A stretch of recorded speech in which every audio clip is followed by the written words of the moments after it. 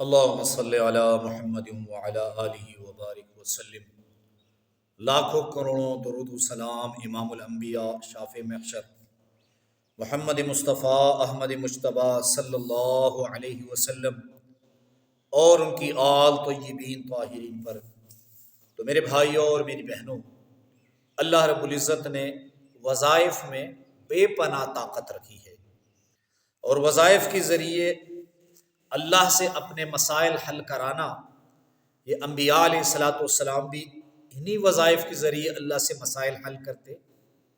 جیسے سیدنا آدم علیہ السلام، ربنا ظلمنا انفسنا وان لم تغفر لنا وترحمنا لنکونن من الخاسرین۔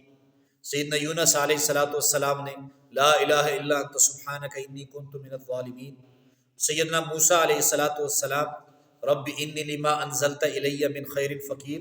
سیدنا عیسیٰ علیہ السلام ربنا انزل علینا مائدۃ من السماء تکون لنا عیدا لاولنا وآخرنا وآیۃ منک وارزقنا وانت خیر الرازقین۔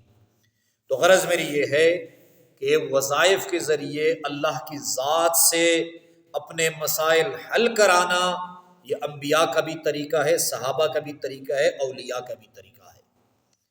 لیکن ایک بات یاد رکھیں، ہمیشہ جب قرآن سے یا قرآنی دعاؤں سے یا قرآنی وظائف سے آپ کوئی مسئلہ حل کرانا چاہتے ہیں تو یاد رکھیں وہ مسئلہ جائز ہونا چاہیے، جائز ہونا چاہیے، شریعت کے خلاف نہیں ہونا چاہیے۔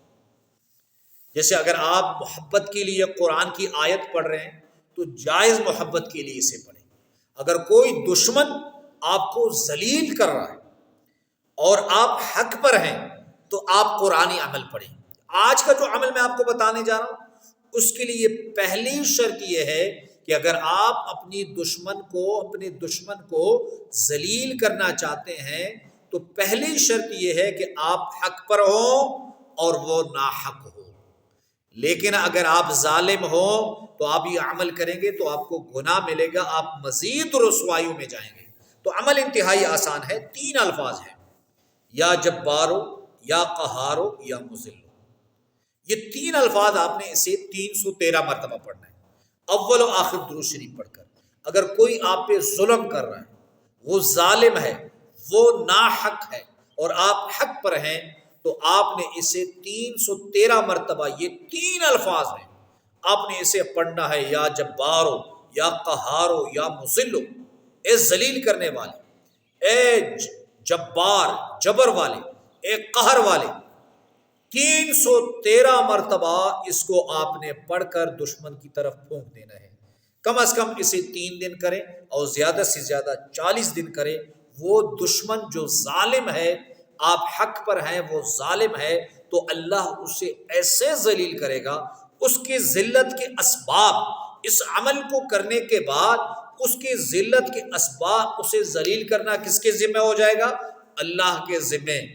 اگر آپ اس عمل کو کریں گے تو اس کا بدلہ اس سے کون لے گا؟